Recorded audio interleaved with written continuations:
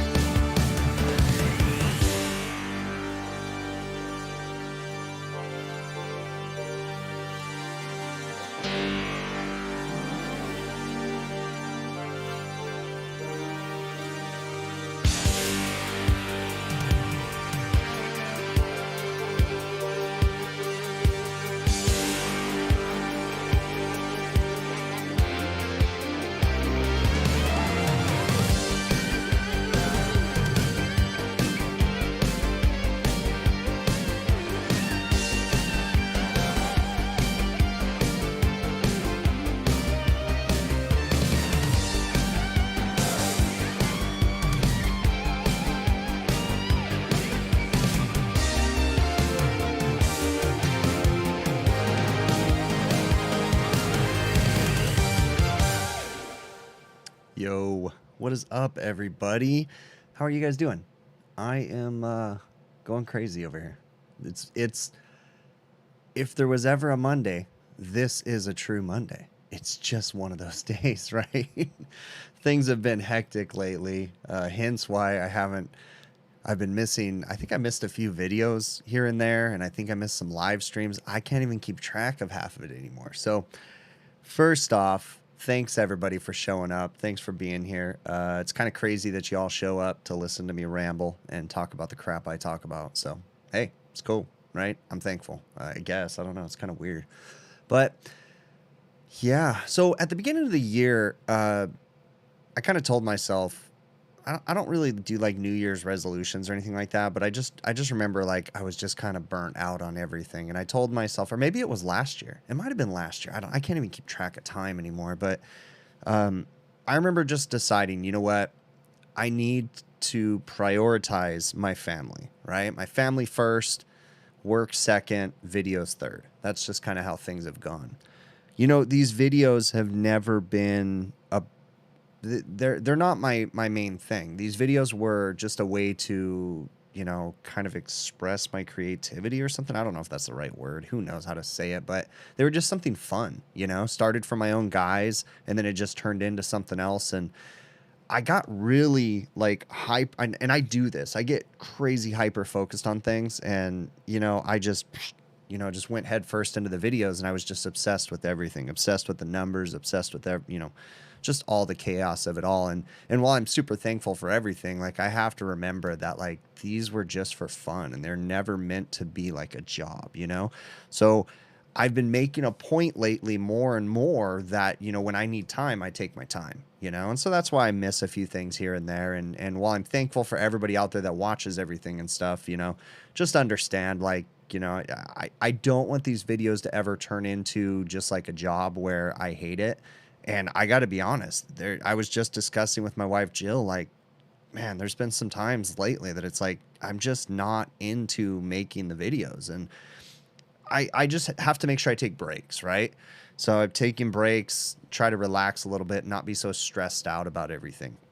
But I'm the kind of person that when I have a lot of tasks that I know about, it's better if I don't know about things, right? It makes for stressful times and stuff. But, you know, like my normal refrigeration company, we don't know what's going to happen. We get service calls on the whim, you know? So it's just like you learn to deal with them like that. And I don't do well with plans. And I've backed myself into a corner, you know, with a structure and a schedule and everything that I meet with the videos. And then I work with partners or sponsors, whatever you want to call them. And, you know, we work on projects and different things. And like that stuff just like sits on me and weighs on me, you know? So I'm trying to make it fun, right? So you may notice that I express myself a little bit more, like with, you know, some silly 80s music in the videos, right? Or the silly 80s music that I do as the live stream intro. Like, that's an expression, and that's one way for me to be like, all right, cool, this is mine. I'm going to do it my way, kind of a thing, right? So it is what it is. You know, I'll try to continue with my schedule and everything, but just remember that it's not always going to be perfect. And my family comes first, my refrigeration company comes second, and the videos come third. So again, thanks for understanding. If you don't, it's all good, you know? Move on, move to wherever you need to move. There's a lot of other creators if it doesn't work out for you. I appreciate you anyways, right? So with that being said, I'm thankful for everybody, and thank you very much, okay? Lots of great things to talk about. I see lots of great people in the chat right now. Awesome regulars that are in there. So thank you so very much. If you guys have questions or comments, whether you're on Facebook or YouTube, because I am streaming on Facebook too, do me a favor, put the questions in caps lock. It helps me to see them better, okay? But also understand that there's going to be a lot of questions that I miss. It just happens. It's inevitable, okay?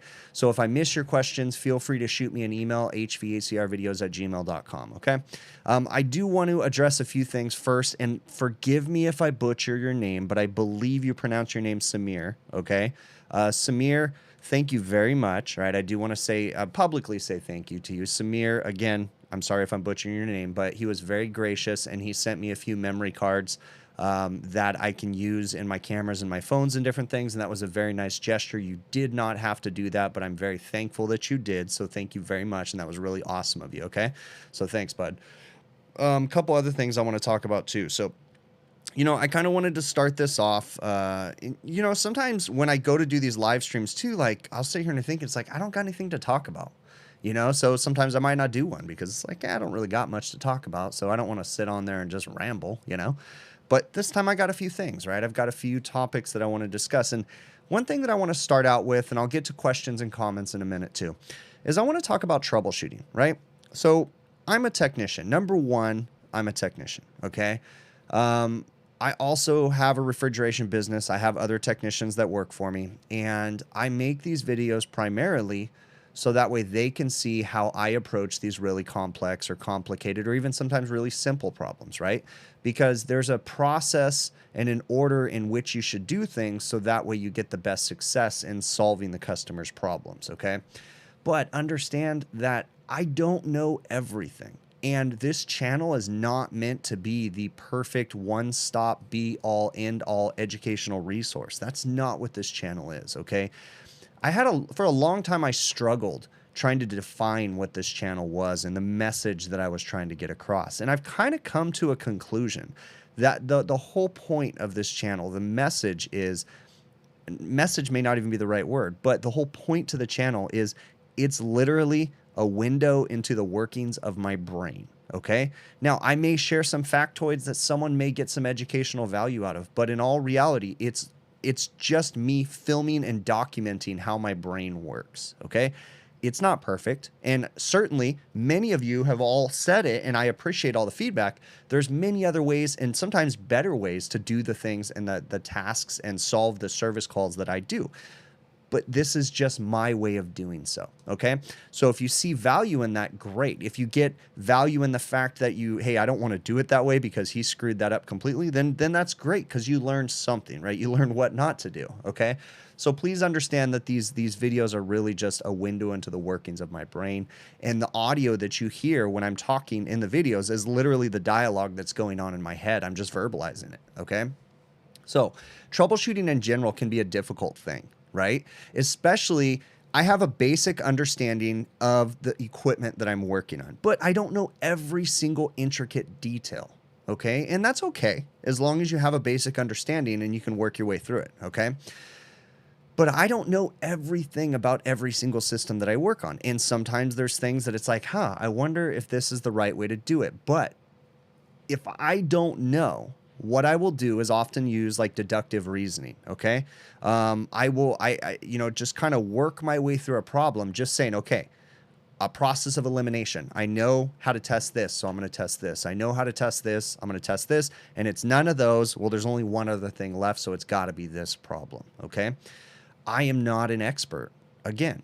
So in a recent video, I was using a insulation tester, right? And I did get your email, Jason. Thank you very much. Jason Johnson in the chat, he always sends me great information on the insulation testers and gives lots of valuable information too. And I appreciate that feedback from all of you guys. If you guys have knowledge to give me, please give it to me.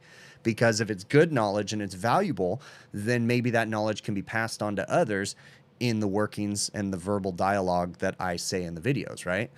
But in the video, I want to kind of say something that I think was important, because there was a few commenters that kind of mentioned something, and I appreciate everything, but at the same time, understand my logic, right? So using an insulation tester or a mega ohm meter is something new to me, okay? I'm still learning and I'm working my way through the process. And I was testing a walk-in freezer, and while I was testing the walk-in freezer, I was doing an insulation test on the compressor, and I was just working through the troubleshooting steps because I couldn't figure out why the system kept blowing a fuse.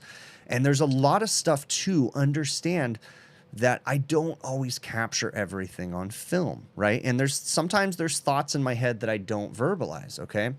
So as I was going through the system, I'm running into little issues here and there, and I just keep finding lots and lots of little issues. And all of them, in a weird way, can have something to do with the fuses blowing. But nothing jumped out at me and just said, bam. Except for there was one thing. There was one thing that really, or two things actually, that kind of pushed me over the edge.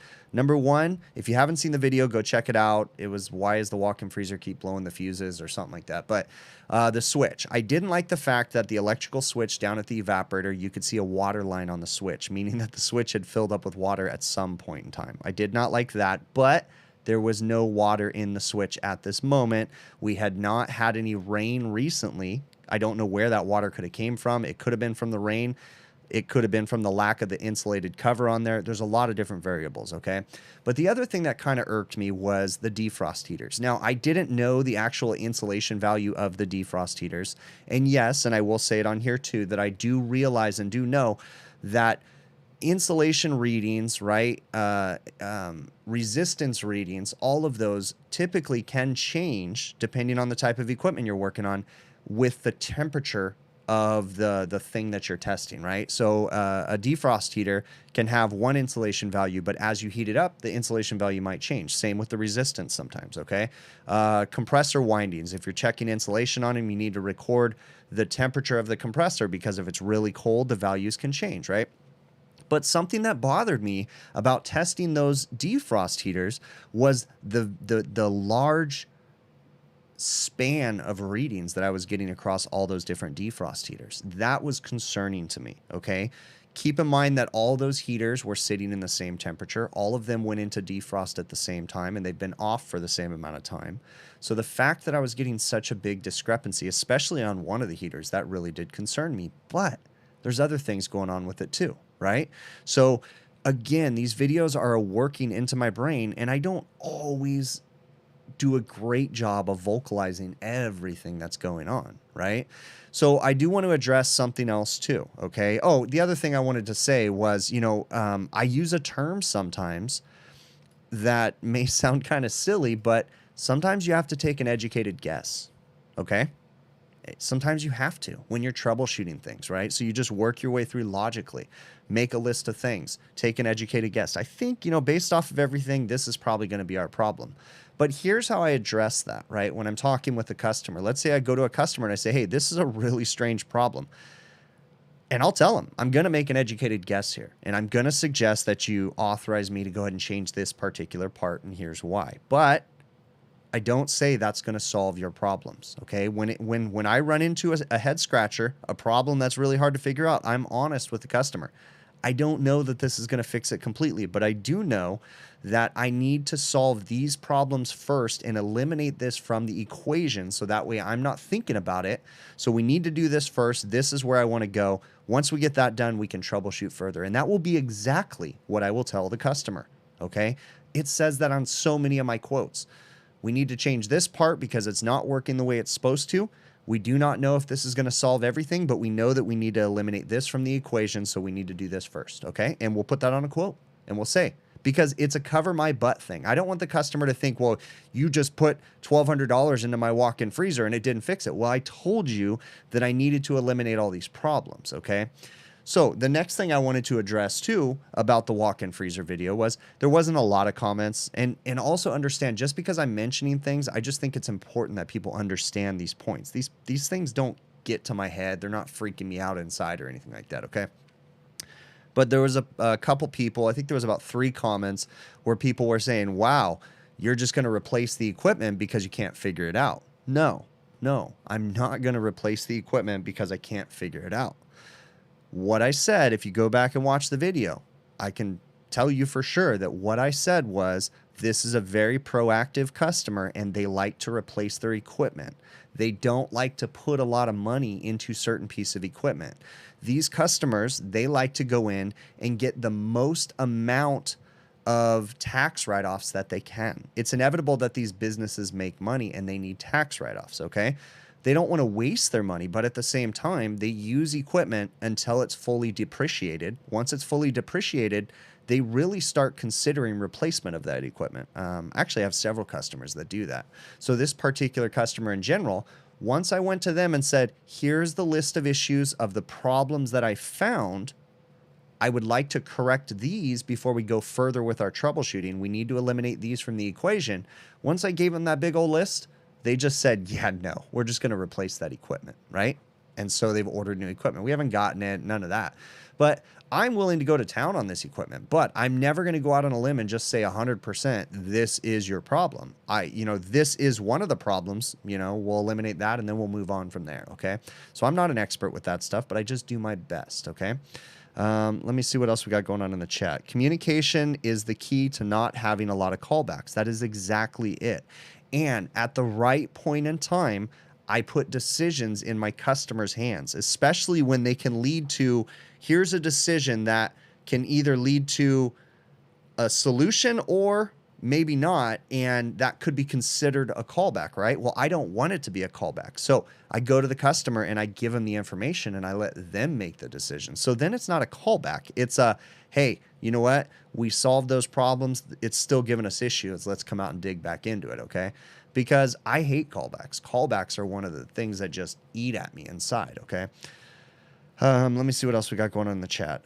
Troubleshooting is a process of elimination, says Jason, and that is exactly it, right? It's educated guessing at its finest, right? Because we are educated, we do understand for the most part how these systems work. We monitor them, we observe them, and we see that, hey, you know what? This one's not working the way that it's supposed to be doing, so let's eliminate that from the equation and move forward with our problem, okay? So, I'll address this too, because I get a million questions about this every single time. Why in the heck am I a business person, and why do I let my customers purchase their own equipment? Well, it's a game that you have to play with the type of customers that I work with, okay? There's good and bad things to doing restaurant refrigeration and air conditioning, okay? Especially for the types of customers that I work for. The types of customers that I work for, I have a broad variety of customers, but almost, yeah, all of them right now are restaurants. And basically, the type of business that they do is you have to accept the fact that you know, they're going to purchase their own equipment. So you may, but the cool thing about that is, so yeah, I'll go and install some of their equipment, but I don't install their parts. I do draw the line at parts. I sell them parts. But if they don't want to approve a part quote and they want to replace a particular piece of equipment, then I go ahead and I install that particular piece of equipment. Of course, getting to sell them my labor and any various installation materials that I need to do. But the cool thing is that for the most part, I stay busy year round, right? So I keep those customers happy. They keep feeding me work. I can keep feeding my family. My employees can keep feeding their families. In a perfect world, of course, I want to sell everything out there and make the most money in the world, right? But, you know, you got to play the game sometimes. Got to make your customers happy. It's a give and take kind of a thing. Okay. So to each their own. If someone does it differently, then good for you. You know, that's just how I roll. Okay. See what else we got. How often have I replaced ECM motors on the newer Russell evaporators under warranty? On the new Russell evaporators, the ECM motors on the Russell evaporators, coal pack, all those are one of the most common warranty items that they have. Those particular motors that they're using are ridiculously bad, and they fail left and right. Okay, so it's bad how many of those motors they go through. Supply houses, I've talked to most of my supply houses, and they don't even question anything when you bring them one of those motors. They're just like, yep, no problem, we'll just swap it out, you know. So I've done a lot. I don't know the exact number, but I've done a lot.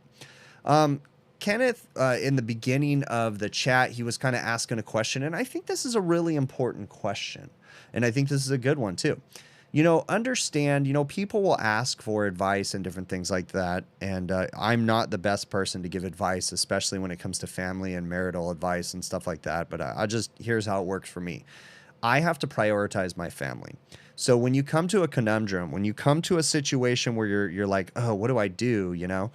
Prioritize your family, right? Talk with your spouse, talk with your kids, and see what works best for you and your family. That's the best advice I can give to everybody, okay? Prioritize your family over work, over anything else, because your family is the most important thing, right? So, but specifically, he was asking about leaving for long periods of time when it comes to work, like going away on business trips and things like that. And how do we, as the other technicians he's asking, make that kind of stuff work? Now, to be fair, I personally don't go out a lot of business trips. I don't. But I do know other technicians that do. And I do talk with those. Some of them are my very close friends, and they do struggle themselves too. So it is a fine balance, and I'm not going to be able to give you an answer to say this is the solution to that, but I am going to say that you need to prioritize your family. Now, when I say prioritize your family, of course I'm a practical person. I run a business, and I have to focus on my business at very important times, right? So you have to know where to draw the line and that kind of stuff. And I do want to address, there was Will Speed, thanks for continuing to be a channel supporter. The 98 DeVille, really appreciate you continuing to be a channel supporter. George Robles, again, thanks so much for being a channel supporter for so long, okay? Hold 1 second and I'll get to your question there, George. But yeah, Kenneth, you know, talk with your spouse, talk with your family. Remember that your family needs to be a priority on that list, okay? When it comes to work, when it comes to, you know, being overworked, when it comes to changing jobs, and I'm just talking in general because I get these questions a lot. I'm moving away from your question, Kenneth, but I'm just kind of, you know, blanketing this into a whole little rant. You know, I get questions a lot from people like, hey, should I leave my business? Hey, do you think I'm getting paid enough? Hey, am I being overworked? Hey, am I underappreciated? You know, all this different stuff. And I mean, if you're asking the question, you're feeling those emotions and you're feeling those thoughts. Okay. So think about it like this. If you're asking me, if you're asking the chat room, if you're asking someone these questions, you're feeling these thoughts. Okay. Now, the question is, are your thoughts justified? That's a question for you. Reflect on yourself. Whenever I question things, I always reflect on myself first. How can I be a better person? Am I doing things wrong? I will ask friends, how can I be a better person? Do you think that this is irrational that I'm thinking this way and I have a good core group of friends? Well, that's a questionable statement. My core group of friends is Adam, Joe, and Bill. Are they good enough people to truly ask these questions to? I don't know, man. I don't know if I should be asking these guys life advice. No, I'm just kidding. But yeah, no, I have a good group of friends, and we all bounce, all of us in our little group, we bounce stuff off of each other all the time. So find a good support group and friends that you can lean on too. But remember, you really want to think these problems through, think these decisions through. Just because someone's willing to pay you more money doesn't necessarily mean the grass is greener on the other side, okay? There's a lot of options, right? I get questions from people, should I join the union? Should I go non-union? Which one? It really depends on your situation and your family's needs and your wants, right? So you need to reflect on yourself, reflect and talk with your spouse, talk with your kids, and make educated decisions, okay?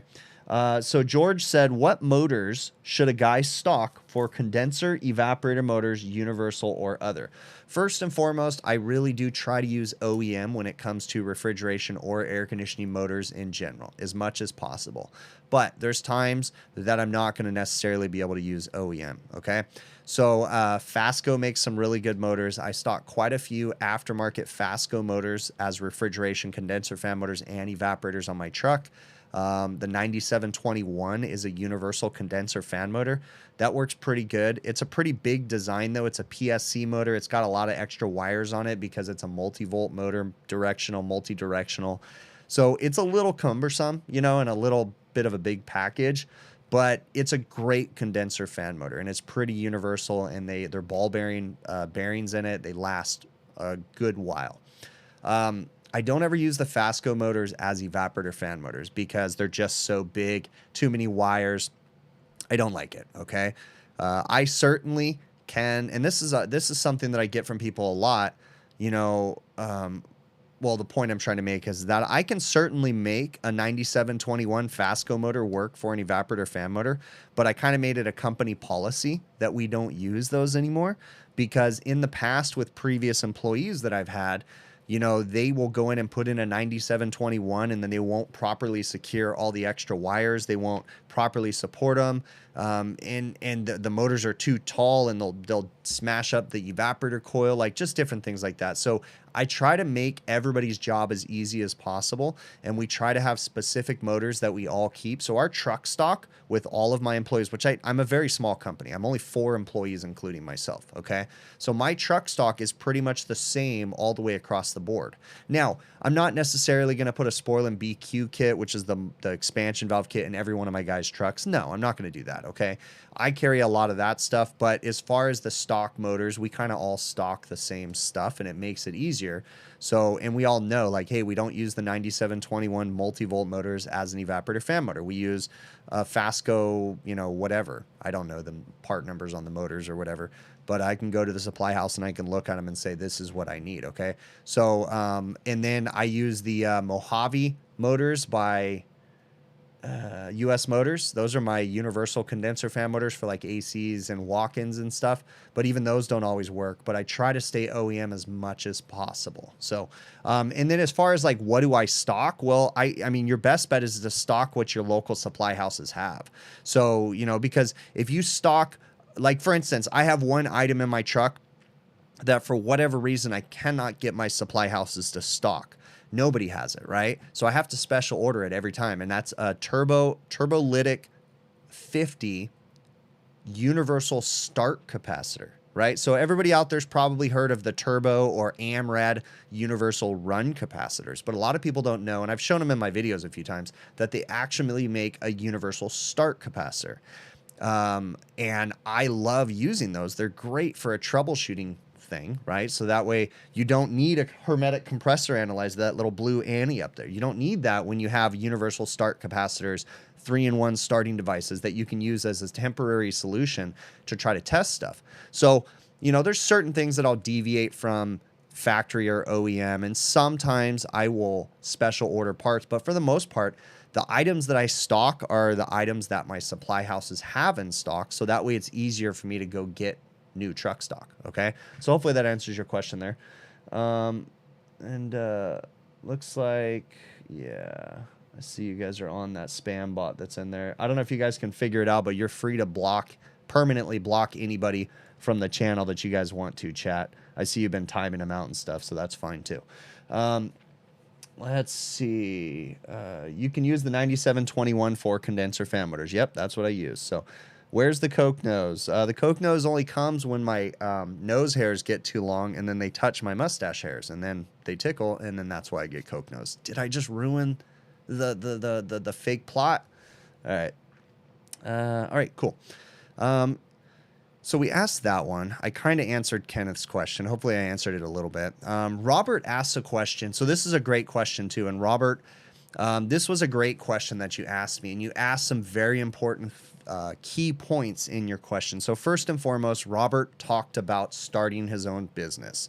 But he's really been doing some thinking. And I can tell from the email that he sent me. Because the email that he sent me had some really good questions. Okay? So to paraphrase, Robert works for a great company. He's making really good money, but he works his butt off. And like anybody, he's considered starting his own business, a consideration. He's not doing anything yet, okay, but he's considering it. So in the consideration, he's going through and trying to figure out some certain things. And some of the questions that you asked me were some of the greatest questions, Robert. Number one, he laid out approximately how much money he's making. I'm not going to share that. But he said, hey, do you think I can make that much money or more if I started my own business? Okay, that's a valid question. The next thing he asked is, do you think I'm going to have to work more than I do already? Because he doesn't want to necessarily work that much. That's a great question, right? Those two questions alone are some really important questions, and it's very, very good to think about that stuff. There was definitely some more in his question too. But mainly he's concerned about spending time with his family, which I think is a really, really important thing. We all need to prioritize our families, right? And I'm sorry for sounding like someone telling you what to do. In my head, I feel like we need to prioritize our families. So do I think you can make more money? Sure, if you put in the work. Do I think you're going to work more hours? Well, that just depends on the type of business that you set up. If you're anything like me, and if you're a person that gets super hyper focused and obsesses about things, then you're going to work more and you're going to make more, but you're going to work your butt off, okay? Oftentimes, my wife and I have good conversations, but I have to tell her, hey, you need to tell me when I need to pay more attention to the family, because sometimes I can get lost in a tunnel and just be like, woof, hyper focused on videos, work, and the family starts to fade, and it's like she has to smack me upside the head, and I have to like, oh yeah, focus on the family, you know, because it's like, it's not that I intend on it. It's just you start going down this path. As a guy and as of the type of person that I am, I feel like that's a trait that many of us will have. So I'd caution anybody. I want you to start a business, but I'd caution you to really, really consider how you can make sure that you prioritize the important things over the business, okay? So yeah, you have the potential to make you more money. Now, one thing I will say, and I'm not going to say where you live, okay? But I will say the market that you told me where you live is massively oversaturated with people starting their own business right now. I think the entire country is oversaturated with people starting their own business, and good for everybody for chasing the American dream, starting a business. Right, good for everybody. But I'm just saying in general, there's repercussions to as many businesses as we have right now. And oftentimes, not everybody, but oftentimes people will start a business without understanding the proper way to run a business. And everybody thinks that, you know what? Let's put it this way. I work for restaurants, and these particular restaurants I've seen in the past where they love finding the best service technicians with particular service companies. And then when that service technician starts their own business, they jump ship and go with just that sole service technician that they really like. That's a common thing that happens in my little sector. Oftentimes, though, most of those service technicians will get a kind of an earful by the restaurant. You know, yeah, we love you, we love the work you do, but your company charges so much money, you know? And they'll start getting in their ear to where when that guy starts a business, he goes, I know I can get this customer. I know I can get him for sure. I just got to make sure I'm cheaper than my previous company. And I can, you know what, as a one-man shop, after you come off of working for another person or another business, especially bigger businesses, if you become a one-man shop, guaranteed, if you lower your prices and go to work for yourself, you can make more money because you have no overhead. And that's something that people don't understand. You need to plan for that overhead, right? And I'm not a business person. I'm not the best person at this. I'm sure that all these salespeople that are on the internet and Facebook and Instagram and YouTube, all these big, giant, mega residential air conditioning company owners, right? I'm in a bunch of their groups. I'm sure they're going to all tell me I'm wrong, but my advice to everybody out there, if you're starting a business, think 10 years ahead. How many employees do you think you're going to have, right? How many trucks do you think you're going to have on the road? Start thinking about that with your pricing now, okay? Don't price yourself cheaper than everybody out there, because yes, you can make money, but guess what?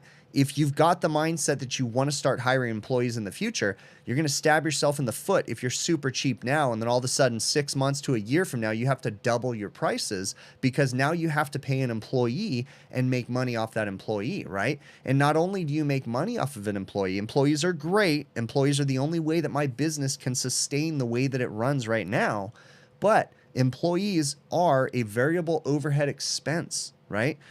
People make mistakes. We're all human. I make mistakes all the time, and I tell everybody that it's okay to make mistakes as long as you learn from them. But the business owner in me is screaming, mistakes equal lost money.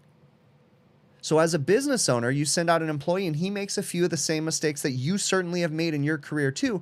Okay, it's fine when you do it, but now your employee did it. And guess what? If you're anywhere near California, you still have to pay your employee. I can't just go and a callback. I can't not pay my employee for a callback. That is a legal nightmare. Okay. But plus people make mistakes. So as a business owner, there's a lot that goes into it. Plan ahead, think ahead. Do not price yourself cheaper than everybody. Keep that in mind. Okay, I went off on a mega rant. I know it just started with Kenneth asking about leaving family for work, and then I just kind of transitioned into a bunch of other questions, but hopefully someone gets something from that, okay? Or I'm sorry, Robert asked that question, so hopefully someone gets something or anything from that. So let's look at the chat and see what I'm missing in here. All right, let me look at view. Let me see something here real quick. And let me go ahead and... Oh, okay, cool. We're good. Yeah, we're good. I was just looking at the chat right now. So let's see what we got. If you do jobs too cheap, customers will start expecting it. That's exactly right. Let's see. Daniel T says he sees a lens AC tech. Yes, he does. In the background, reverse the polarity of the mains. Only drive you've ever seen blow off the wall. Daniel T. Yes, I have. Well, actually, no, I've seen Mitsubishis blow up too. I mean, if you reverse incoming and outgoing voltage on a VFD, you're going to be in for a surprise. It's a shotgun blast. It'll hurt your ears, and it falls off the wall. Yes, I've seen those lens drives fall off the wall. So this is a VFD for an exhaust fan. This has actually never been installed. This is a brand new VFD.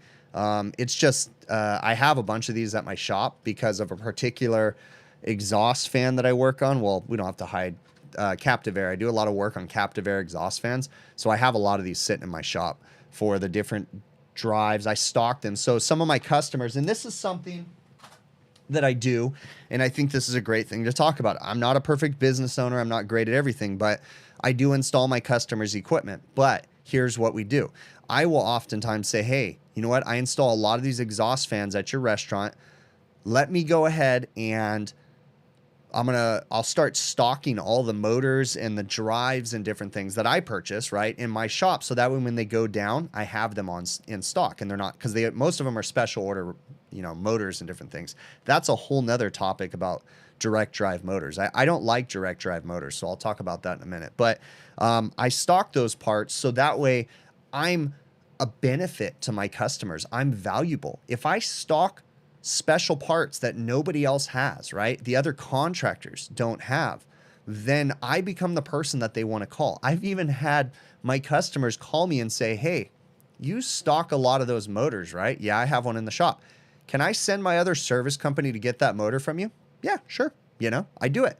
I will pass that motor on to the next one, right? Because it makes me valuable to my customers, okay? Yeah, there's another company somewhat close to me that I gave the motor to, but you know what? It helped them to solve a problem, and I made myself more valuable, right? So in hopes that that customer remembers me. And I was taught that by my dad. My dad taught me those values, and I've continued those values. One of my customers that I do work for, my dad started doing work for, because my dad started this company. He started doing work for this particular customer in 1989. right? And we've worked for that customer for like 30 something years or 20, well, yeah, over, I think 30 years now or something, whatever that is, 1989 to 2022. So yeah, so, close to 30 years. But anyways, we've worked for those customers for that long. Okay.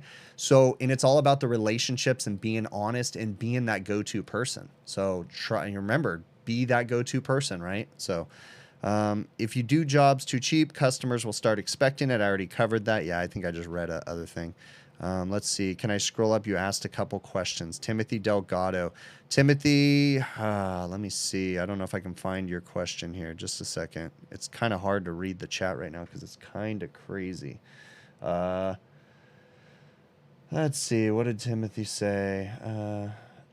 Do I have any tips when working on the construction side and having OSHA employee present? Timothy Delgado. Oh my goodness gracious. I could not handle having an OSHA inspector present. Oh, gee, many Christmas. That would be a nightmare.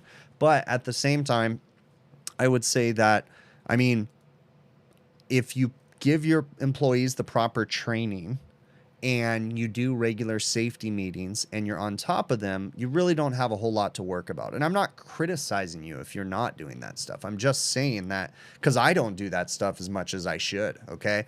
I certainly don't always make sure that my guys have the proper PPE and different things. I mean, of course we encourage them. Some of the stuff is kind of common sense, but I'm sure that OSHA regulations make me like, you know, whatever, do all kinds of crazy stuff. But, just talk with your employees and make them understand the value in being safe. And, you know, as much as an OSHA inspector seems like a pain in the butt, they're there for a reason. I mean, they're there to make sure that people are safe. The Occupational Safety Health Organization or Association or whatever OSHA stands for is there to protect us employees and us business owners. So we need to make sure that we follow those rules, even though, yeah, I even said, oh my gosh, that would be a nightmare, right? Because there's a lot of things that we all make mistakes on. But in all reality, we need to be better at being safe for sure. So I don't really have any advice for an OSHA inspector on a job all the time. Like that's not something I deal with, but man, just mind your P's and Q's for sure.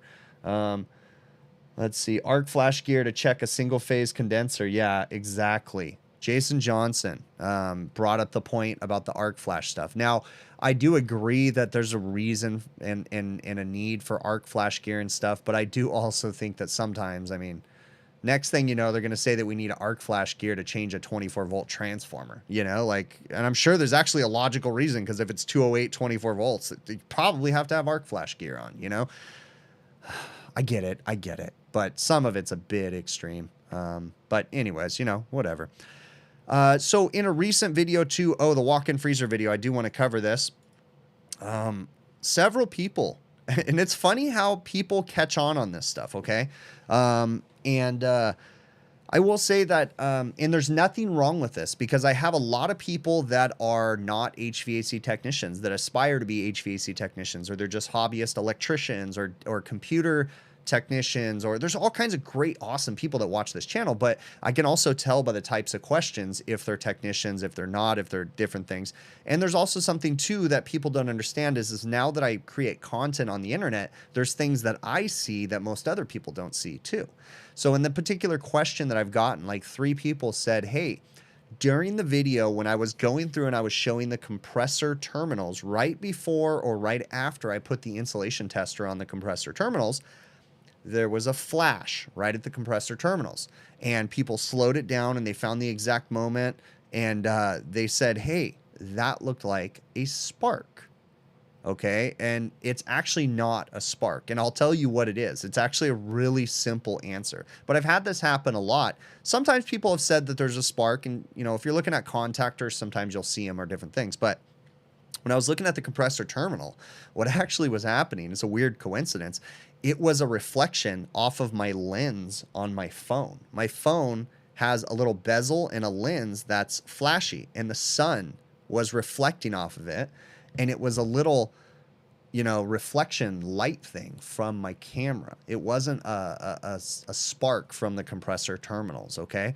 A spark from the compressor terminals is going to be not a very common thing, and if it is going to happen, it's typically going to happen when there's a loose connection and the electricity is arcing across it. That's what you're going to see, but it wasn't a spark in the video. So I already answered that question. Let me go to the chat right now and see what if I'm missing here. The photo I posted, you asked, what would you do to get out of a pinch if you didn't have that damper? Timothy, yeah, that is the other question too, and that's actually further down on my list, but I'll go ahead and knock it out now so I don't forget. So on the dampers, I posted a picture on Instagram because I had to go out and do an emergency an emergency ice machine call over the weekend, and I posted that I stock a particular damper in my van. Now, this particular damper, I don't know why they call it a damper. It's on a Manitowoc ice machine. In the past, we used to call it a curtain because it was physically a curtain with a magnet attached to it. And what it does is when the machine makes ice, there's a magnetic switch behind that magnet. And when the curtain, or the damper in our situation, because they don't use a curtain anymore, when that pulls away from the magnet, the switch either opens or closes, and it sends some sort of an input signal to the board to say, hey, that curtain's open. Okay, so in my particular situation, I had a call on an ice machine not working, and I went there, and I found that magnetically actuated switch wasn't being actuated properly because there was a magnet in the damper and the magnet had fallen out. And yes, that magnet more than likely did fall into the ice, and it more than likely ended up in a customer's drink. Okay, a lot of people ask that question too. That's a stupid common thing that the Manitowocs do. But I posted, post something saying like, it was so nice having the OEM part in my truck. I really do appreciate that because I was able to swap that thing out and I had the part. Now, what happens if I didn't have that part?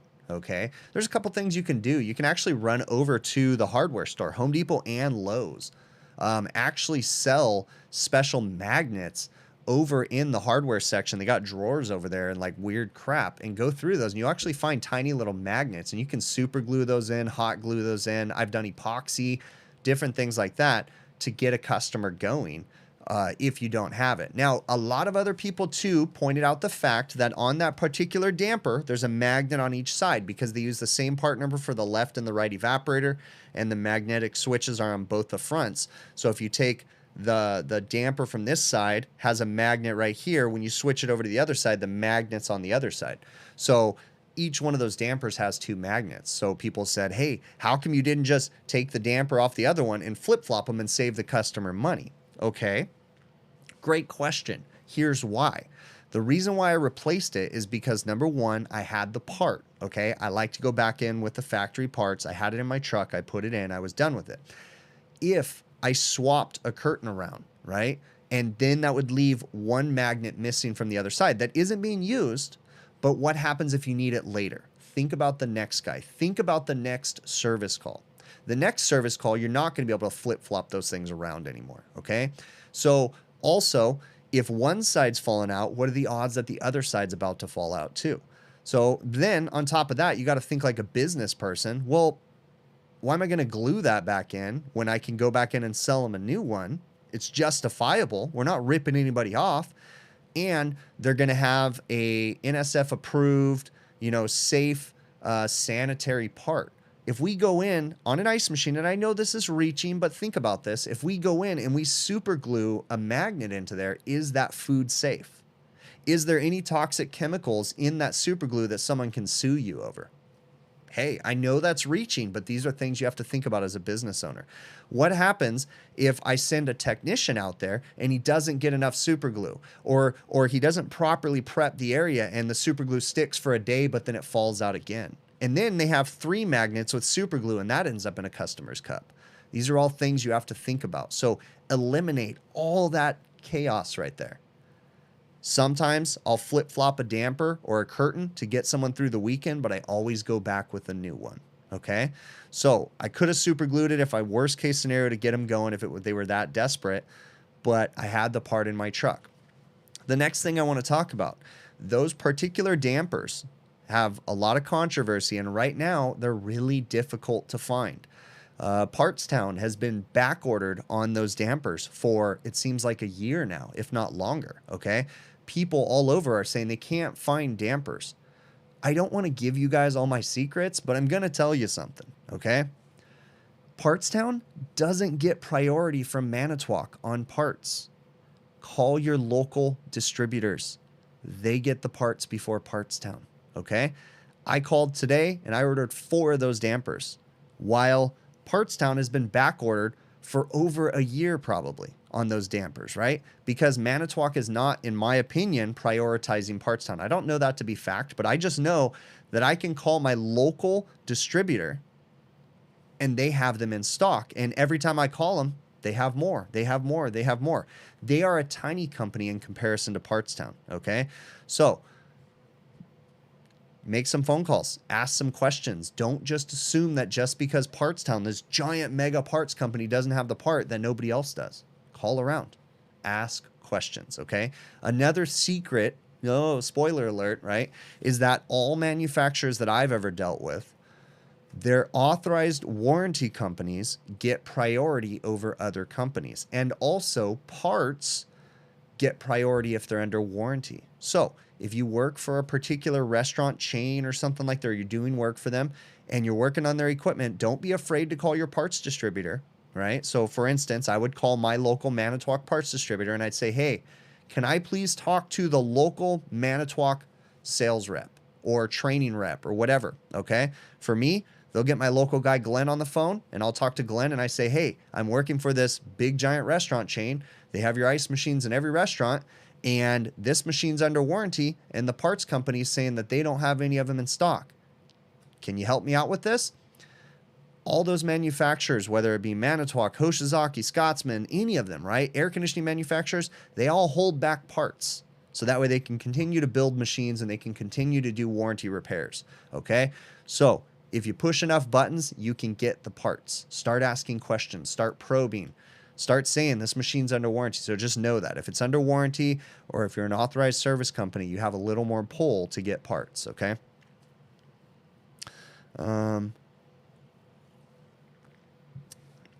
Speaking of Partstown, Anthony says,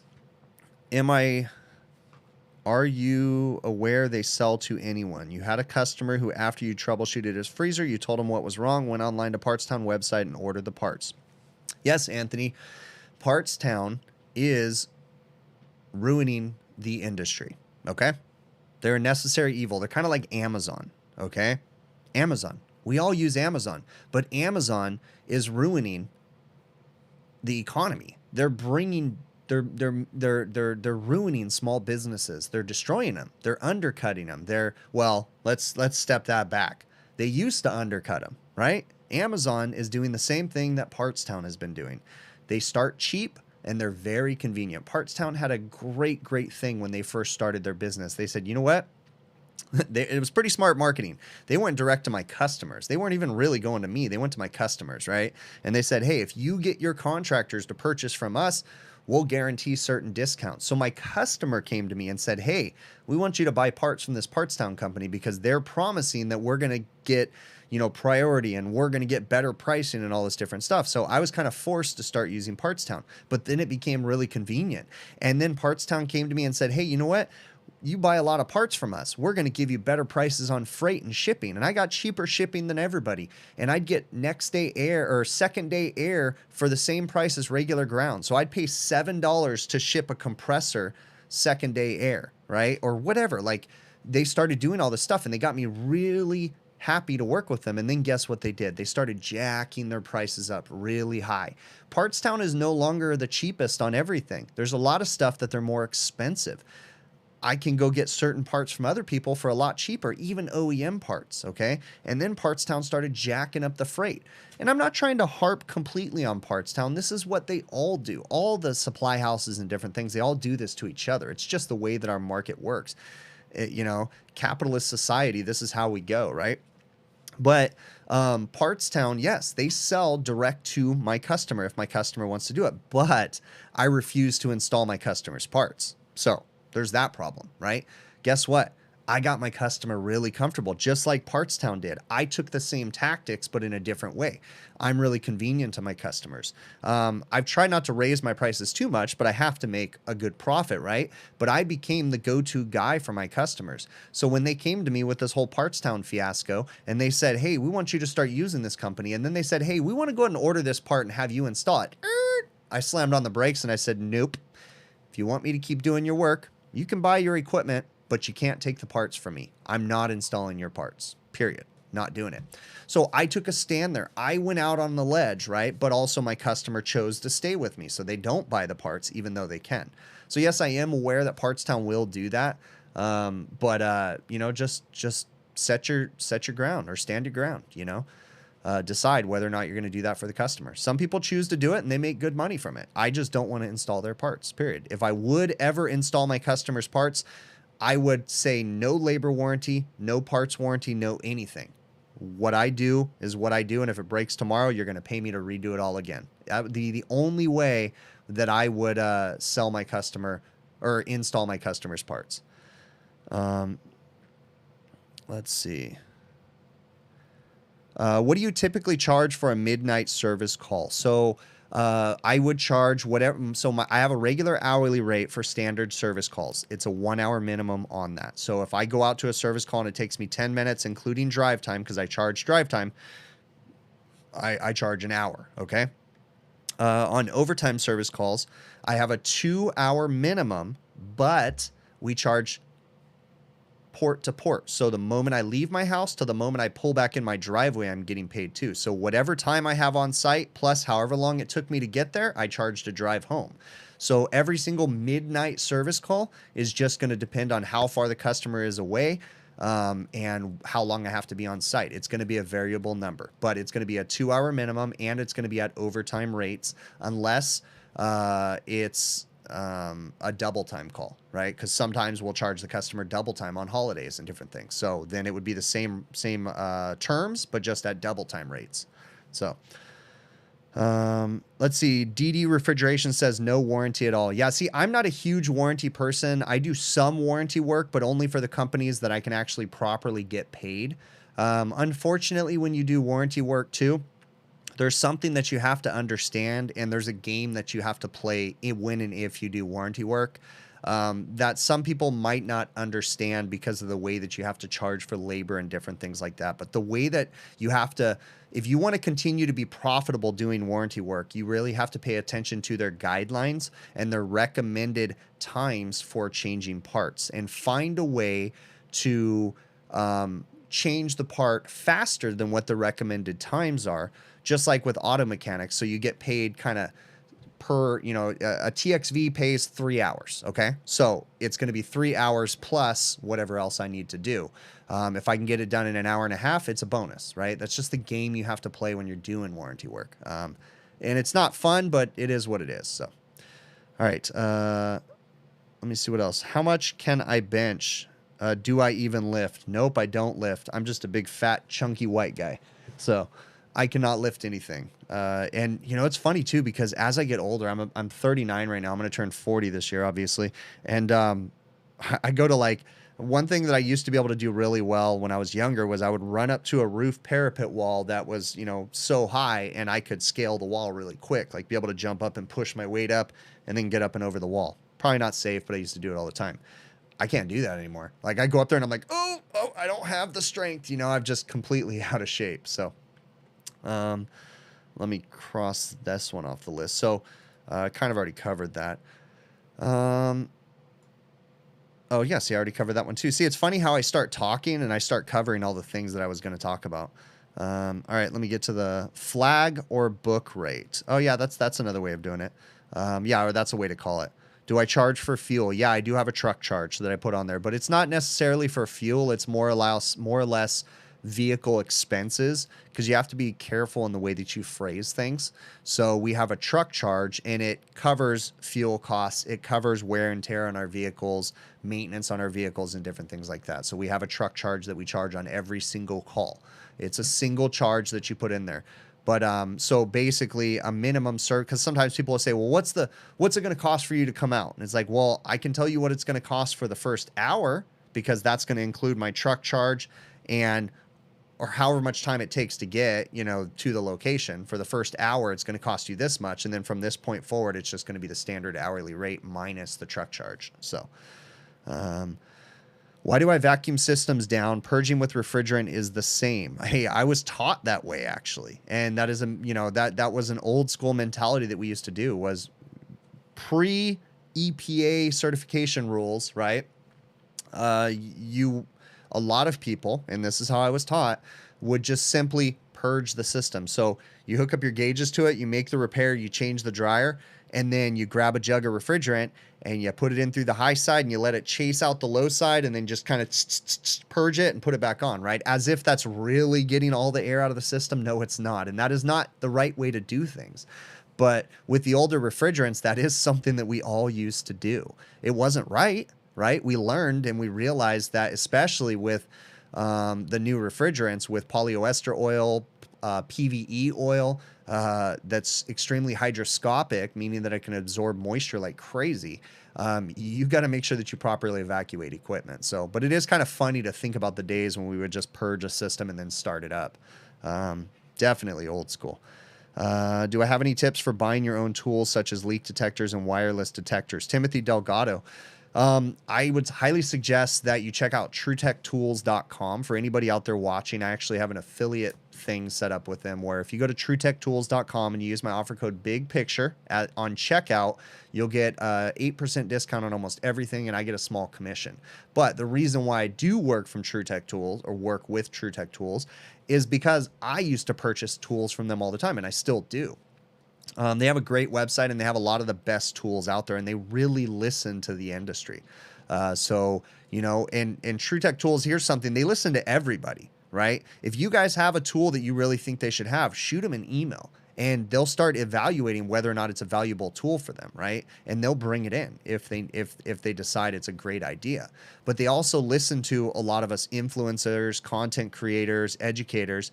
We have their ear too, and we'll hear from you guys, hey, this is a great tool. I'll see on social media and I'll reach out to TrueTech and I'm like, hey, you guys need to get this. This is important. Boom, they'll have it. Like, they get it. They listen to people. So check them out, TrueTechTools.com. But as far as, you know, who purchases them, how do I go about that? You know, if you're working for a business, your business should be purchasing your tools.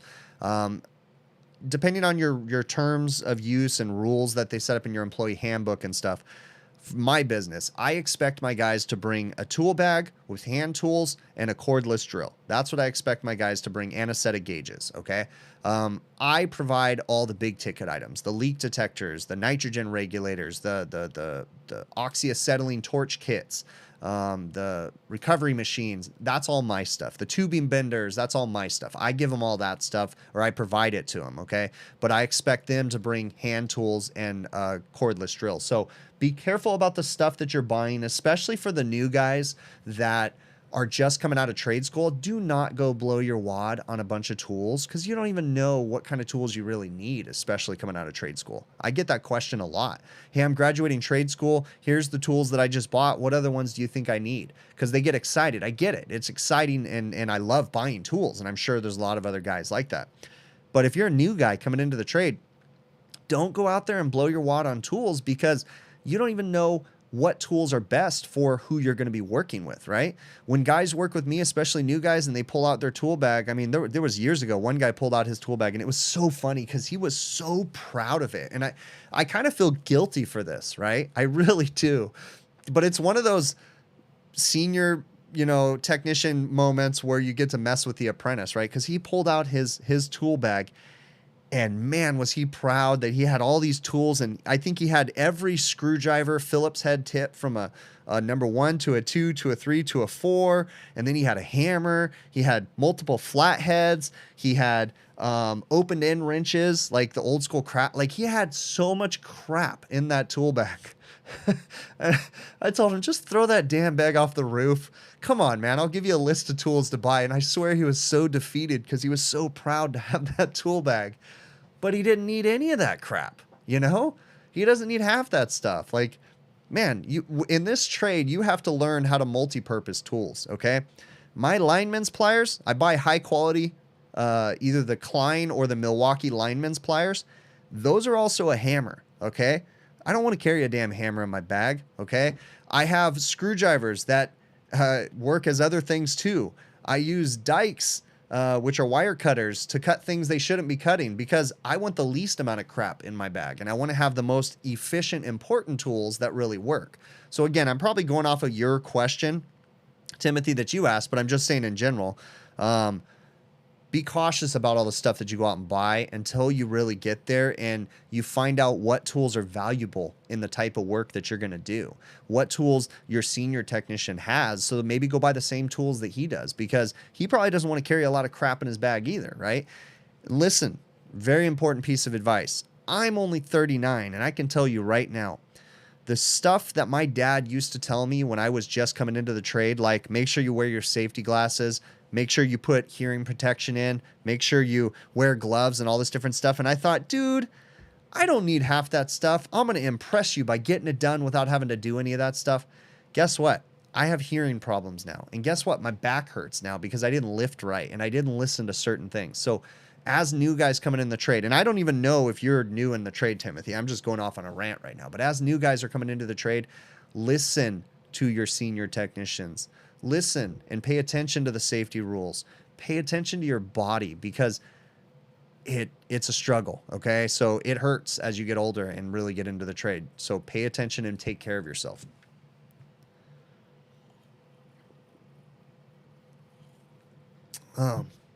Yeah, Peter. The Vito Pro Packs, they can get heavy. Mine's getting a little heavy, especially since I got the one with wheels, because you tend to overload that thing. So then when you do have to lift it up a ladder, you're like, oh, that's not good, you know? So be careful about that stuff. I'm going to go through the list here. Oh, this is a great question that I had. Does a 3-point recovery, and guys, this question was clearly asked by someone that doesn't completely understand how manifold gauge sets work, okay? And there's nothing wrong with that. We all get to learn, okay? So his question is, when doing a 3-point recovery, which I mentioned in a recent ice machine video, he said, I'm paraphrasing, can you do that if you only have a 4-port manifold gauge set? Okay, so logically, not understanding how a 4-port manifold gauge set works, you would logically think it has 4 ports. Could you not bring in 3 points of recovery and 1 exit going to the recovery machine if you were pulling through a manifold gauge set, okay? And the answer is no. So a 4-port manifold gauge set simply means that it has a 4th port for evacuation. It's usually a large diameter hose. It's not typically the same 1/4-inch hose, and it's meant for evacuation only. And oftentimes, like with the Field Piece one, there's going to be a micron sensor behind that, so you really don't want to be pushing refrigerant through it as much as you can, okay? So when talking about 3-point recoveries, though, if you do want to do a 3-point recovery, all that a 3-point recovery is on an ice machine that has valves that hold back the refrigerant. If you just get on the high and the low side service port, technically there could be extra refrigerant left in the system somewhere else because it's being held back by a hot gas valve or a check valve up in the condensing unit or something like that. So the ice machine manufacturers are warning you, hey, this ice machine needs a 3-point recovery to properly remove all the refrigerant from it. So in doing that, there's a couple different ways that you can do 3-point recoveries. The easiest way to do a 3-point recovery, though, is to make a manifold. Very simple. This right here is just a manifold that I brazed together, okay? 3/8, 3/8, 3/8, 3/8. So I can come in with 3 points from the high side, the low side, and maybe the liquid line receiver port, and then I go out right here to my recovery machine. So you can make these with multiple ports. If you're doing like supermarket work, you can build 1-1/8 pipe manifold so that way you can recover, do multi-point, not even 3, like 4, 10, 12, 15-point recoveries where you have hoses hooked up to all over the place. So make something like this. This is the easiest way to do a 3-point recovery. All right, let's see what else we got. Yeah, where is Laska? Is Laska in here? See, someone said the chat just isn't the same without Laska. Yeah, I don't see Laska in here right now. Or use solenoid magnets. Yeah, solenoid magnets are another great way. That was the other point. So there's a couple ways to do a 3-point recovery. So what you can do is use a solenoid magnet. Get used to the machines you work on. I used to do a lot of work, and I cut my teeth on the Manitowoc ice machines, the Q model machines. And those particular ones were when the CVD condensing unit came out on the Quiet Cube machines, is what Manitowoc calls theirs. I know I'm probably talking to Chinese to some of you guys, but the Quiet Cube machines, those were the first ones that you needed to do a 3-point recovery. So here was my solution for the quiet cube machines, the Q models, was put the unit into ice mode, then run up on the roof and turn off the disconnect switch. The timers in the board wouldn't shut the machine off on an error until like 60 minutes after the ice making cycle started. So in doing that, by shutting off the compressor, you basically energized all the valves in the system, you know, and we're able to go ahead and recover and not have to even do a 3-point recovery, right? But the newer Manitowocks, you can't do that. So it's just, I think any advice that can come from this, even if you don't understand the machines and can't picture the ones that I'm talking about right now, is do your best to understand the equipment you're working on, so you know how to take these shortcuts and these little take these little tips that I'm giving you and grow from them, right? So if you understand, you know, your particular piece of equipment and know the little tricks about it, then it makes it easier and smoother when you go to troubleshoot or to recover or do different things like that. Okay. Why don't I do grocery stores and rack systems? It's just, first off, it's not something that I ever learned, right? Because I grew up working in this trade, and I've always done restaurant refrigeration, light commercial, air conditioning kind of stuff. So it's just not something that I've done or learned. I certainly would love to learn grocery store refrigeration, and a part of me kind of regrets not working in grocery store refrigeration. And the same thing goes for industrial refrigeration and air conditioning. I'd love to learn and work on ammonia systems and do these different things. As you get older, at least as I get older, I really start to like think like, oh, I want to learn that. And I just like knowledge and I love learning things. So there's little bits that I'd love to do that, but the type of business that I run and the amount of work I'd have to put into it to start having my service company start doing grocery store stuff and stuff like that, it's just not practical for my business to get involved in that kind of stuff. It would just, the logistics would be a nightmare. Is it possible that in my recent video where the fuse kept blowing, and this is a very good possibility, something that I didn't mention in the video, I did think about this, but many people commented this. In the walk-in freezer video, there was no lockout for the defrost heaters and the compressor contactors. So in theory, if the defrost clock failed on that system, the defrost clock could theoretically turn the compressor on by energizing the solenoid valve downstairs and at the same time energize the defrost. If we were running the strip heaters and the compressor on a hot day at the same time, in theory, that could blow the fuse. So that particular system did not have any kind of an interlock to prevent that. And that is something that could have happened. I don't think that's the case though, because just judging by the symptoms, I don't think that's the issue, but it's always a possibility. So, worried about work-life balance, getting into grocery store stuff. I mean, that would definitely be something big that you'd have to think for sure. California's all glycol. What is your favorite part of working in HVAC? Oh, I'm sorry, to address the California's all glycol. Yeah, a lot of the glycol, and then a lot of the supermarkets, especially the newer ones, are going to CO2 for sure. I have a lot of friends in the supermarket side. What's my favorite part of working in HVAC? My favorite part, and I don't get to do it that often, is when I get to design equipment. One of my favorite things to do, I think I've shown a video of it once, and it was on a tiny little box. It certainly didn't show any of the cool stuff I've done, but one of my favorite things to do in the industry is I have a particular stainless steel manufacturer that's local to me, actually another person that started their business around the time that my dad did, and we kind of grew as businesses together in a way. That particular company manufactures custom stainless steel kitchen equipment. And oftentimes, I used to be able, or back in the day, many times, I went over there and they would just come to us and say, hey, we have a project. We're building, you know, this giant restaurant with all their refrigeration. And I'd get to go in there and they'd show me the designs, and I'd get to design how the refrigeration was going to be set up. I'd tell the manufacturer, the stainless steel shop, hey, I need electrical chases here, and I need conduit chases here, and I need slide outs for the condensing units, and all these different things. And they'd custom make to my needs, and then I'd build a refrigeration system for those restaurants. That was some of my favorite stuff. I don't know if that completely answers the question you were asking, but that was some of my favorite stuff to do, and I have a lot of fun memories. I will say, Doing that work, though, led to one of my biggest issues that I run into now, at least my thought and my idea as to where the issue came from, because that is a giant stainless steel manufacturer that has lasers and giant press tools and giant shears and welders and grinders the entire time. And I never used to wear hearing protection in there. And now I'm starting to have hearing issues. So protect your body, right? But that was one of my favorite things to do. I haven't done a lot of it lately, but it's getting harder and harder for them to make equipment with all the new regulations and standards. So they don't get to sell as much anymore because, you know, all these different rules come into how you can make this equipment. Let me see what the chat says in here. What am I missing? What education do you need to pursue a career in industrial refrigeration? You need to check out the organization RETA, R-E-T-A, I believe, and they're a training organization.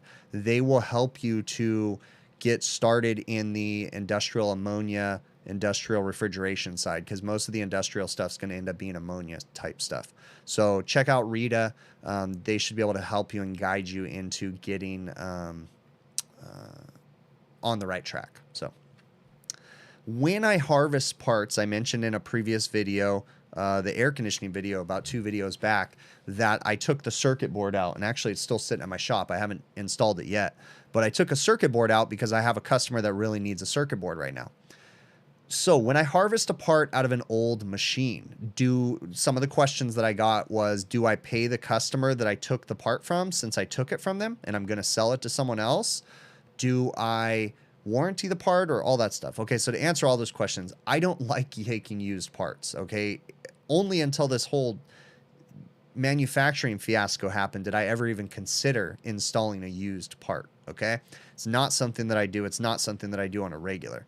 I'm also not going to sell someone's part to another customer. I just can't do that, okay?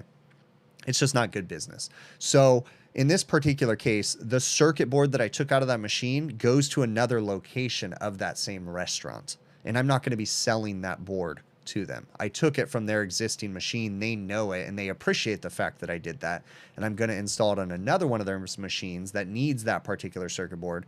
And it's just in the temporary basis until we can get a new one. So I'm not selling that part. All right, I answered that question already. Let me cross that one off the list. Ooh, yeah, see, I'm doing good. I'm knocking these things off the part. Why in the heck, in my ice machine video, why the heck did the company use copper drain lines on that ice machine? Why not just use PVC?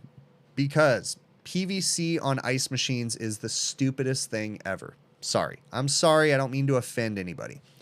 If you work in restaurants and you have PVC drain lines running for the drains on the machines, if you haven't seen this before, then you don't work in the restaurants I work in, okay?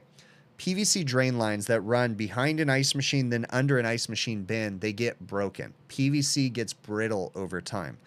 Cleaning crew will come in and they take squeegees and brooms and they will scrub under the ice machine because they have no other way to clean under there. And then they'll yank with the squeegees and they'll break the damn PVC off. If you've ever tried to lay under 2 2,400-pound Hoshizaki ice machines on a, Klopenberg bin, these big giant 3,000, 4,000-pound bins, and it's 4 inches from the ground and it's 6 feet deep, and you're trying to get under there and glue PVC on, you know exactly my pain. I don't use PVC because copper doesn't break for the most part, okay? There's some idiot out there that'll break copper, but for the most part, you put on copper, it's going to last, okay? Tweakers go to steal that crap, but still it lasts. Kind of the same thing as to why I use copper for my drain lines on the ACs. Copper doesn't break. My guys in the past have been dragging hoses across the roof because people don't always do things the way that everybody else does, and they're always super organized and crazy like I am, right? So they'll be dragging a hose across the roof and they'll break a PVC drain line right at the roof line, or maybe even the PVC line when it breaks goes under the roof line. Trust me, I've had to fix that crap under a roof deck and all that stuff, and it's a nightmare. So put copper in, no problem. Customer needs to deal with the tweakers, but I'm just there to make sure it lasts, okay? So that's why I use copper instead of PVC on ice machines. So it lasts longer. In the ice machine video that I worked on, I got this question a bunch. Why in the heck did the customer not just call the company that installed the machine that should have been under warranty? Why did they pay me to do it? That they need to sue that employee, that company. They need to take that guy to court. That guy needs to lose his license. Everybody said the same stuff. I agree with most of that stuff, but guess what? Bottom line is, if I get into that argument and I start telling my customer that you need to have that guy pay for my bill, you know what happens? It takes forever for me to get paid. So my customer's not dumb. They know what's going on. They know they just bought that ice machine. When I give them a quote to fix it and it's to redo stuff, that's on them. I don't deal with that. I don't get into the politics of that. I just go to my customer and I say, it needs this, this, and this. Here's the quote. Do you want to approve it? And when they say yes, then I hold them to my payment terms and I make sure they pay me on time. I, in the past, have gotten involved in that stuff and it just leads to a headache. So I don't deal with any of the warranty crap on their part. If they paid someone to do a job and it didn't work out, the customer is paying me. I'm not getting paid by someone else. Okay. As far as the customer getting reimbursed, that's their own thing, but I'm not getting involved in that drama. I already answered that question.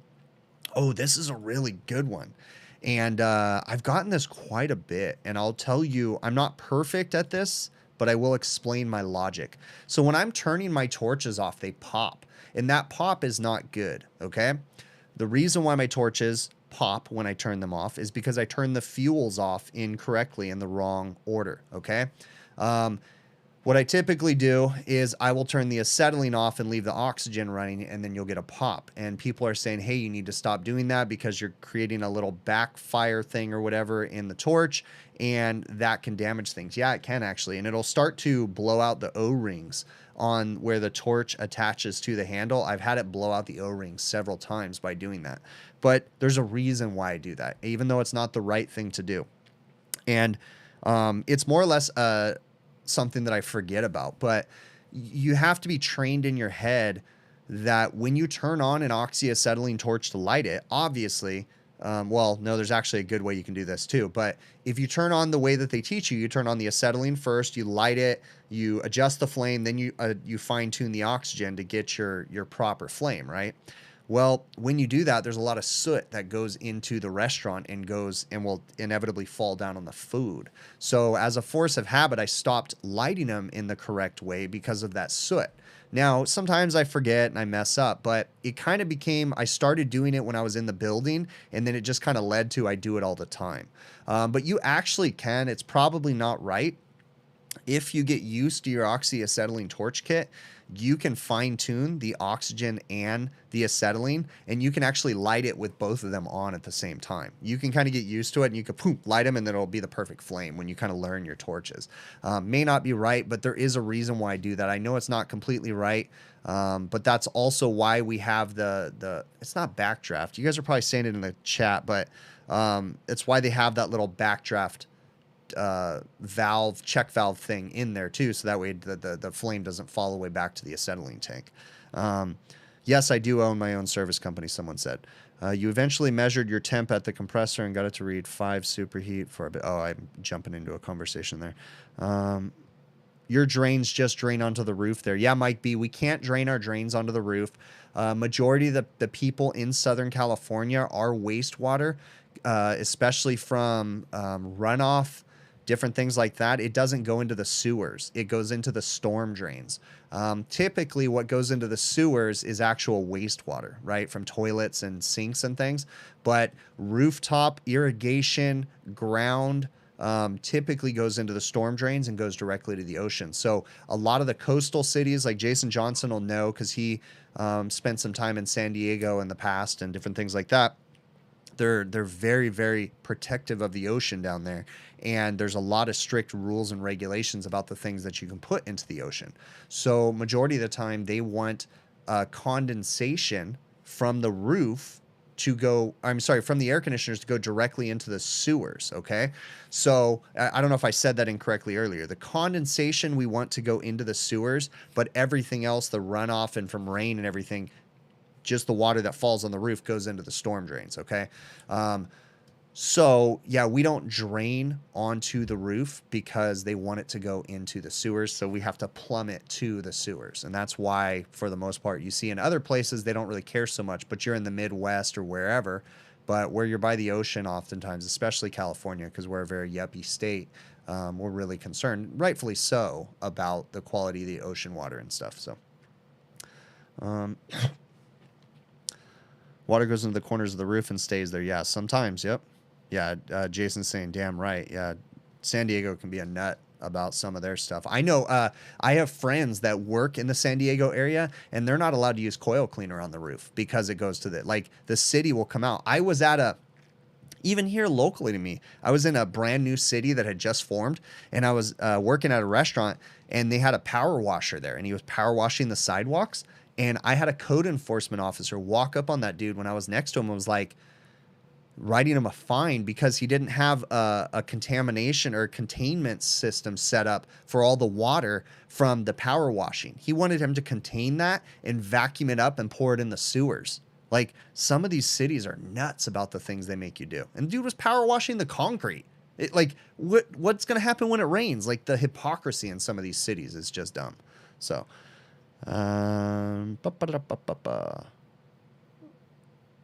reading through the chat. Right on. Yeah, do me a favor, everybody out there, smash the thumbs up button. It definitely helps the stream. Looks like on YouTube we have about 187 people in here, and about 111 people have given a thumbs up. So you rest of you guys, do me a favor and smash the thumbs up button. It definitely helps. And I see super chats that came through. Scott, I saw yours earlier. Thank you guys for the super chats and the channel support and stuff.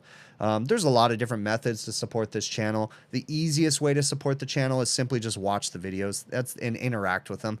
You know, that's very important as far as the retention and, you know, just continuous. Subscribing to the channel is a great way to support it too. There's other monetary ways, whether like super chats and different things, but I really do appreciate all the support from everybody. So thank you so very much. Okay. Let's look at the list. What am I missing here? I'm not really missing anything. So I kind of said it at the beginning. I didn't really elaborate, but man, things have been crazy today, or this last couple weeks. I've been super busy, just busy in a different way. We've got equipment. All of a sudden, all those COVID shortages and equipment shortages, yeah, they're starting to get a handle on it. And I think I might have 3 ice machine jobs in the back of my shop. My shop's not big. I don't have room for all this stuff. So the equipment's kind of stacking up right now. It's all coming through that we ordered like months and years ago. So it's kind of crazy. So we're going to have a fairly busy winter, you know? It's a different kind of busy, though. Caddyshack 2 sucks. Yeah, I agree. Caddyshack 2 was not a great one. I will say, okay, so I want to ask the chat right now. I'm a big fan of the 1980s. A lot of you guys know that, right? 80s movies and different things. In the chat, everybody that's interacting on Facebook or YouTube, what's your favorite movie from the 80s? I have a couple different favorites, but I don't know if that's the right way to say that, but Fast Times at Ridgemont High is one of them, for sure. Fast Times at Ridgemont High, that movie changed me. And if you've seen it, you probably know why it changed me. But I figure I was probably about 8 or 9 years old when the first time I saw Fast Times at Ridgemont High. Yeah, that was a good movie. Good movie. But that was a good one. Big Trouble in Little China. That was a really good one. Kurt Russell. That was such a great movie. Great movie. Those were 2 really, really big 80s movies that were important to me. What about you guys in the chat? Die Hard. That's a great one too. What advice would I give to an up-and-coming technician? Man, keep your eyes and ears open and just respect yourself and respect your employer. You're going to go a long way if you keep your eyes and your ears open and you're hungry to learn. That's some really good advice I think I can give to a new technician. Constantly learn. Never stop learning. There's so many different methods of learning that are so easy now. So Howard the Duck. That was another good one, Will Speed. That one definitely was a good one too. Bachelor Party, Breakfast Club. Yes, Breakfast Club. A lot of the Brat Pack movies were really good. I liked a lot of them. You know what? Lately, I've been on a kick. So I found this new 80s band, and it's called The Midnight. Okay, they're actually not from the 80s. They're a band that's still in existence right now. They're a newer band, right, from the last 10, 15 years or something like that. But they play like 80s style electronic music. Like it's like the music that I play in my brazing montages, but it has lyrics and it's actually good, right? It's not just electronic music, but it's just really good 80s music. They're called The Midnight. Check them out if you haven't found them already. But those guys, they there's another person out there, or in some of their music videos, or someone else will remix their music videos or whatever. I don't know what it is, but their videos will play and it'll be like 80s movies. So they use a lot of the 80s movies. I was watching a music video today and it was playing Karate Kid. Like just the video footage while it was playing over the music. So it just matches up so well with that stuff. So check out The Midnight. They're really cool. But they have been playing a lot of Keanu Reeves movies. And if you didn't know this, you know, before Speed, Keanu Reeves was a child actor, right? Speed was what launched him into stardom, but he was a child actor. And, you know, he acted in a lot of different stuff. Some might argue that Bill and Ted was one of the things that launched him, but I don't think so. Bill and Ted was pretty obscure and not very popular. It's kind of got a cult following now. But Keanu Reeves has a lot of different movies, and I've been watching a lot of those. They're kind of cool. They're really corny, but they're really good movies. So Back to School, Dangerfield, and Kinnison. Ooh. Beverly Hills Cop. That one, yes. Beverly Hills Cop with Eddie Murphy.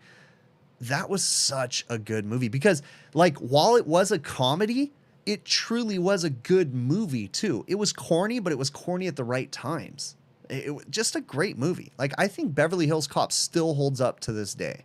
So, Full Metal Jacket, Heavy Metal. Heavy Metal was another cartoon movie that I watched as a kid. I should not have watched Heavy Metal. I was probably like 13 when I watched Heavy Metal. Not appropriate for a kid, but hey, it's a movie that scarred me enough that I remember it, right? Escape from New York, yes. Escape from LA, yes, is another. The sequel, that was great too. Lots of great ones. John Wick is great now, yeah, for sure. Let's see what else.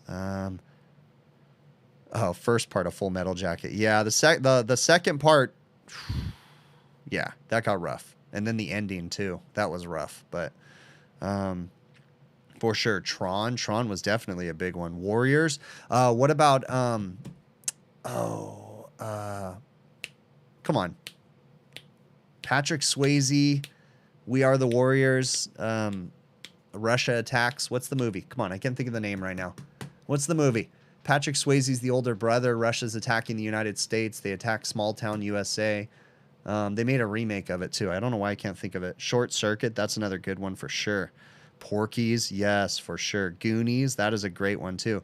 Let's see, Heavy Metal. You saw that as a little kid too. Your dad used to subscribe to the magazine. Yeah, definitely not appropriate. Definitely not, Will. I mean, when the aliens have a robot that lays out cocaine for them so the aliens can go snort it, like, that was insane. So Red Dawn, there you go. That was the name of the movie. That was another great one too. So, oh, definitely. We Are the Wolverines. Right on. That's awesome. It's kind of fun to be able to talk about this stuff with you guys every once in a while too, kind of change it up. This is the kind of stuff that I like to have fun. This is more my personality, and it's not just boom, boom, boom videos. I do want to give a cool bit of advice to everybody, something that I realized. So one of the difficult things, especially running a business, is wearing a Bluetooth device, because oftentimes I'm answering the phone all day long. So I wear a Bluetooth device with me. Bluetooth devices are a pain. They're a pain in the butt. They constantly go bad. They break. You sweat on them. You go through them, right? So something that when I was at the HVAC symposium in Florida last year, Nathan Orr was showing me the bone conducting headphones that he had. And I was like, dude, I got to check those out. So Nathan Orr kind of suggested it, and I went and looked at them. I found a pair of bone conducting headphones, and they're pretty cool. It's got a boom mic on it. I use it as my Bluetooth. But the thing I like about bone conducting headphones is, while I'm not really going to listen to music while I'm working, they are in stereo, so you have one on each side. You can listen to stuff and still have conversations and still hear everything on the roof because it's not going in your ears. Now, it still does kind of mess you up a little bit. It's kind of hard to focus completely. But another cool feature I found about the bone conducting headphones is that you can still put in earplugs. And in fact, when you put in earplugs, you can actually hear the bone conducting headphones even better. But you can put in earplugs to protect your ears. Let's say you're going into a motor room or something like that. You can still put in the earplugs. You can still protect your ears, and you can put the bone conducting headphones on. and still be able to listen to a podcast if it's safe and it's not going to completely distract you, or have a phone call or something like that when you have earplugs in your ears. So something cool that I found out about the bone conducting headphones. So check them out. Let's see. Let me see what else we got going on here. Jaw-blown Bluetooth units were amazing back in the day. Yeah, I was always a Plantronics Voyager fan, but the quality has just gone down so much. Not 80s, but Dazed and Confused is an all-time best movie. Absolutely true. And if you're going to go past with like Dazed and Confused, then you have to throw Forrest Gump into there too. Because I feel like Forrest Gump and Dazed Confused both were very, very important movies in the 90s, for sure. Those were very, very important movies. Let's see. Earbuds with noise cancellation saves the ears as well. Oh, yeah, for sure. Yeah, earbuds with noise cancellation. Let's see. What made you feel ready to start my own company, and what do I plan on doing after I'm 50? Christopher. So to be fair and full disclosure, I did not start my own company. I'm a second generation. So my dad started this company when I was a little kid, and I've been working for him ever since. He's kind of got 3 feet out the door. He hasn't worked in the field in over 10, 15 years. He kind of supports me in the office now, but now I run the company, and it's a second generation business. But if I had to do it all over again and start my own business, when I was younger, I was very cocky, and I used to get into arguments and discussions with my dad because I thought I could do it better. I didn't think it was good the way he was doing things, and I was really, really cocky about a lot of stuff. As I got older and wiser, I realized the reasons why we did things the way that we did them. It's about protecting the company. It's about protecting liability and different things like that. The point I'm trying to make, is I'm going off on a tangent. What made me, or what would make me get ready to start my own business? What would I do?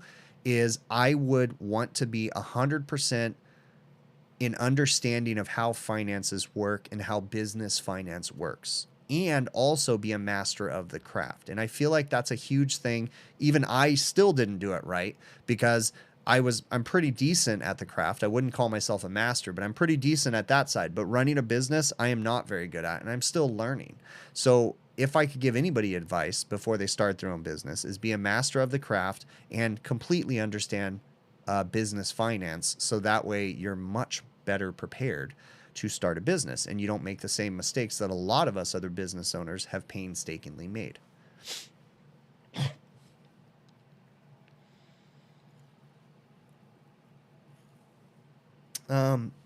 To answer the second part, what do I plan on doing after my 50s? So I'm hoping that I get there before my 50s. A wild idea that I have in my head is that someday I would like to continue running my business, hire someone, and just be a small part owner in my business, and have someone else running it and profiting from it too.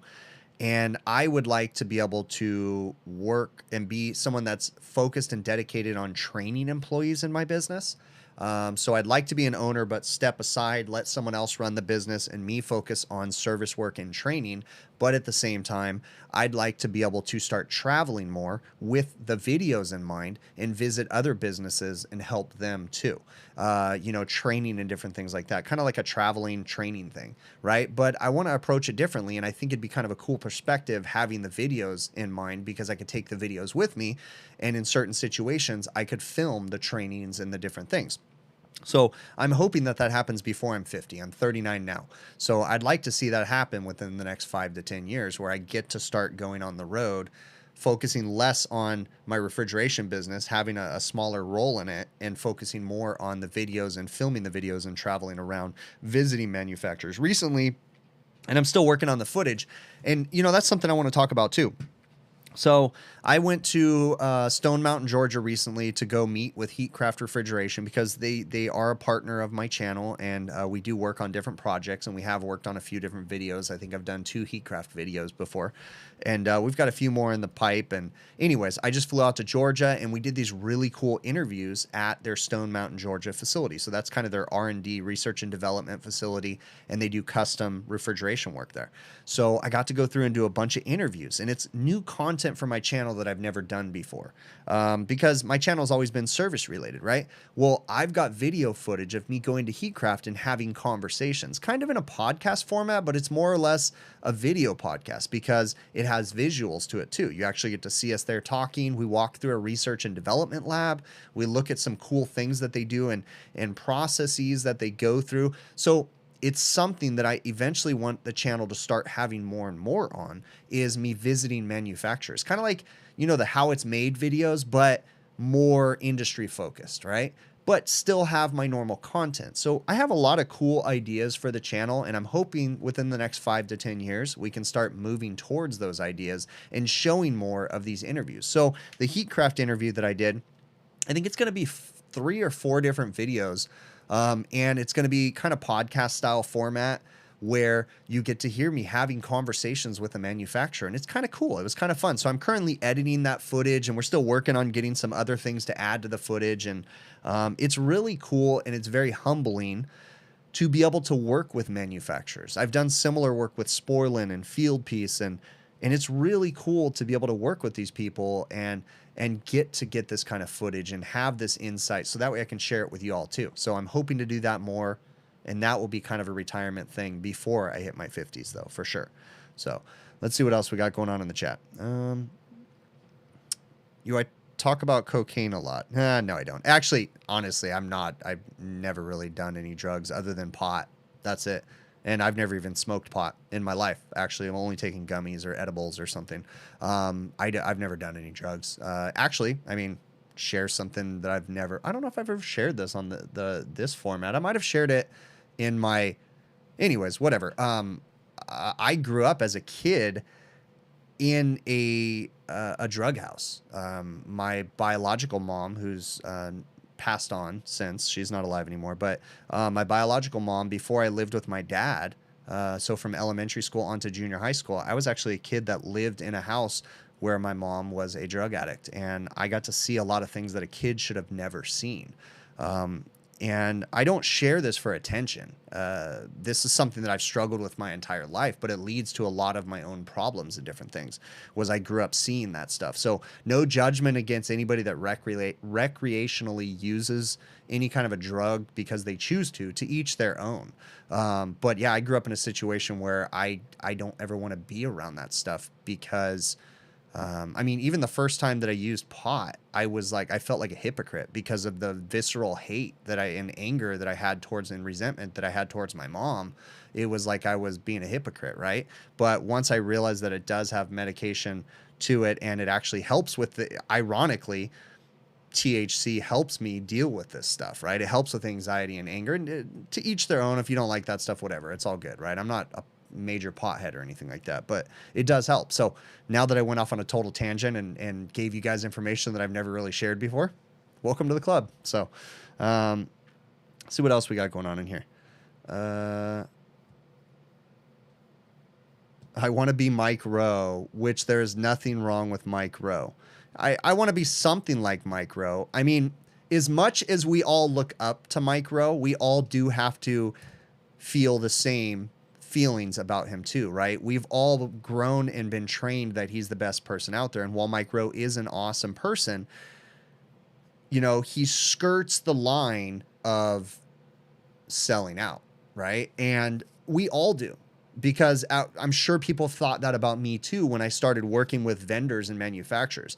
You know, you have fun with things, but then there's the opportunity of making a little bit of money. So it's a very delicate balance, right? And Mike Rowe, he rides that line. While he's a great advocate for a lot of the things, and a lot of trades and building the trades up, some of the methods that he might use are pretty controversial, right? And the companies that he works with to build the trades up may not be the best companies out there. And that's one person's opinion. It's not necessarily mine, but there's a lot of controversy with a lot of that different stuff. So while, of course, I want to be Mike Rowe, right? Mike Rowe is a great advocate for the trades, and I'd love to, and that'd be cool. But at the same time, I also have to be careful that I don't want to get to that point where I'm skirting the line, leaning over the edge, right?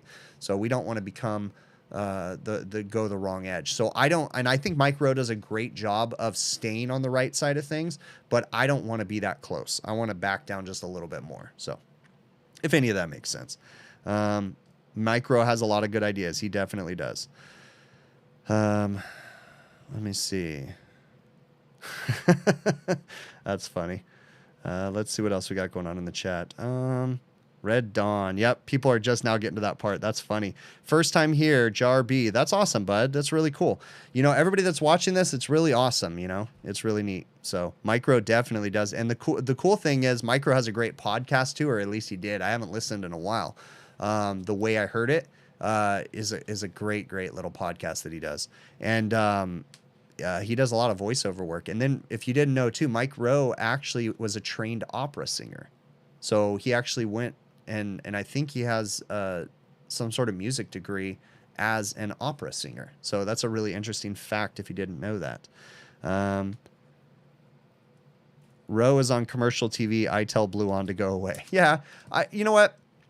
I did, and to address that too, I don't have any beef with Blue On. All right, in the past I was a little frustrated with some of their marketing stuff, but I have a strong feeling that that marketing side of them is no longer in existence, and I don't have any hard feelings for them. So, you know, they make a cool product as far as their technical education, and the app that they have and the training that they offer is really cool.